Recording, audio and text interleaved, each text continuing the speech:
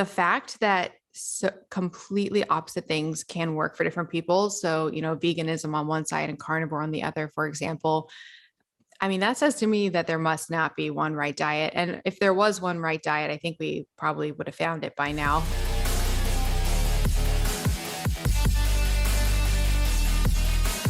I would like to just drill down a little bit more as far as biohacking. What is the difference between men and women? It's, I mean, I don't like to use like a lot of negative vibes, like frustrating, but I can definitely say that the scientific literature in general has been very focused on men.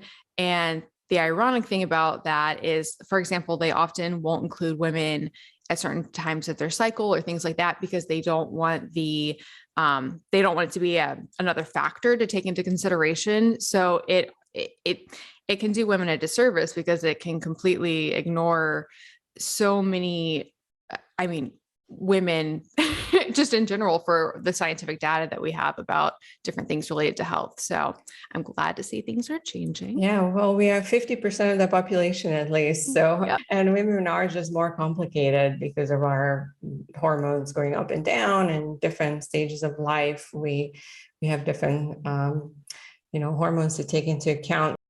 Dive deeper into this topic, I wanted to welcome you back. My name is Orshi McNaughton, and if you're enjoying this content, may I suggest a few things to help this channel. Hit the like button, subscribe, and leave a comment. All that helps the algorithm so others can find us. And if you have a friend that is working on optimizing her health, please share this video with her. And now let's continue with this interview excerpt. Just to jump in, I would love to hear if you have like a morning or an evening routine, and what biohacks do you practice daily? Yeah. So I love this question. So actually because I think about this a lot, like what is the quote biohack that I've been doing the longest? And it's probably the first thing I started using was blue light blocking glasses at night. So I don't know if other guests have talked about that on your show, but basically they're glasses that block blue light, which we are overexposed to today because it can be very stimulating and stress provoking and anxiety and can create insomnia issues. So my foray into the biohacking world was I started using blue light blocking glasses at night to help take charge of my sleep. And that's when I started realizing all the potential of all the things that I could be doing. So to answer your question about my morning routine and my evening and my daily life, I have my habits. So when I wake up, I try to instantly get bright light exposure. So if you can see in this video, it's really bright. It's because I actually use a daylight light to make sure I do get bright light during the daytime hours. I know I just talked about the problems of too much light, but during the day, it's definitely a good thing. I try to start with not an entire cold shower, but end my morning shower with a cold blast to help wake myself up. And then throughout the day, I try to stay active. I actually wear weights around during the day to kind of make a sort of functional exercise. And even when I run my errands and stuff, I do that. I try to do a cryotherapy session, like I mentioned, every single day, about halfway through the day. And that's where you stand in a chamber of freezing cold air. So the chamber I go in goes down to about negative 220 degrees Fahrenheit for 3 minutes. And it feels amazing. It's great for inflammation and stress and mood. And so I try to do that daily. And during all of this, I'm wearing I mentioned my Oura ring. So monitoring all of my activity and my heart rate and all of that stuff. Sometimes I go through phases where I'm monitoring other things. Like I might wear a continuous glucose monitor to keep track of my glucose levels. But yeah, there are a lot of other things that might integrate. But then near the end of the day, I have a pretty stable routine that I always honor. And I like to wind down every night with a session in my infrared sauna. So that's good for detox and muscle relief, muscle tension, and just stress and mood and all of that. And then during all of this, I like to include red light in my life. So I actually include that in the morning, throughout the day and the evening to help balance the overexposure to the blue light that I was mentioning. And at night, so like when it's time to actually go to bed, I do so many things to really encourage sleep, because I think sleep is so, so important to health. And people always think this is crazy. I actually try to get 9 hours every night, which I know sounds like a lot. But it's so, so important to me, especially having struggled with insomnia in the past. So things I do are, trying to keep the air cold at night, complete blackout curtains. I use a Uller. It's a cooling mattress, and earplugs and all of that stuff. Oh, and then one last thing, I like everything comes in. I just thinking of all the random things I drink right now. I'm drinking deuterium depleted water, which is, I've had two people on my show, on my podcast, to talk about this. And I actually think, I think it might be something that is having a massive, profound effect on our health, but I don't think it's quite appreciated yet. So I do drink that during the day. The other thing I wanted to just go a little bit deeper into is diet and fasting, because I know that that's something that you discuss quite a bit on your other podcast, right? And so how is that? What's your take on fasting for women, and how do we find the perfect diet for ourselves?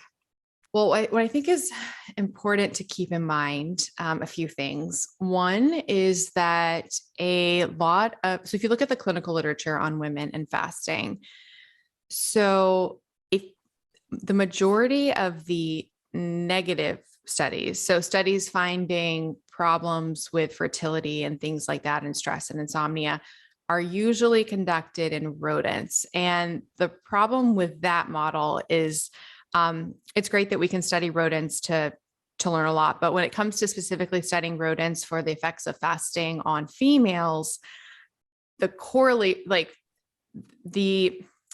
equivalent of a rodent fasting a day, which is typically how these studies are set up, would be the equivalent of days in a human. So looking at the effects of a fasting in a rodent is kind of like extended fasting in women. And then on top of that, rodents have a very sensitive, they're reproducing a lot. And their cycle is very sensitive to external stressors because they're on like such a fast turnover for reproduction. So all of that to say, if you find that fasting, if you have a study that shows fasting had this negative effect on a rodent's fertility, I don't know that you can extend that to a female fasting, less than 24 hours during the day. All of that said, and then on the flip side, there's actually a ton of studies on human women and fasting and finding a lot of beneficial effects. So especially on things like PCOS, there's a lot of studies on that. But weight loss, metabolic health, even mood, there's been a lot of studies. Now, I would love to just go a little bit more deeper into diet, just in general. So finding your ideal diet for yourself. And I listen to your podcast, and I know that you have a very particular way of eating that works for you really well, and it works with your biology. How do we find what works for us individually? Yes, I am so passionate about this, because I really think it is so individual. And that's why I try to bring on my biohacking show people of just completely opposite perspectives as much as I can, because I mean, the fact that so completely opposite things can work for different people. So, veganism on one side and carnivore on the other, for example, I mean, that says to me that there must not be one right diet. And if there was one right diet, I think we probably would have found it by now. But as far as, finding the diet that works for you, I mean, that's where self-experimentation really comes into play. I do think that there are some big tenets that I think we can exist underneath in trying to find the foods that work for you. So just taking like a huge step back, because I don't like to say any food is, well, I don't like to ascribe morality to any food. So, food is not good, food is not bad, food is just food, and it can have different effects on different people.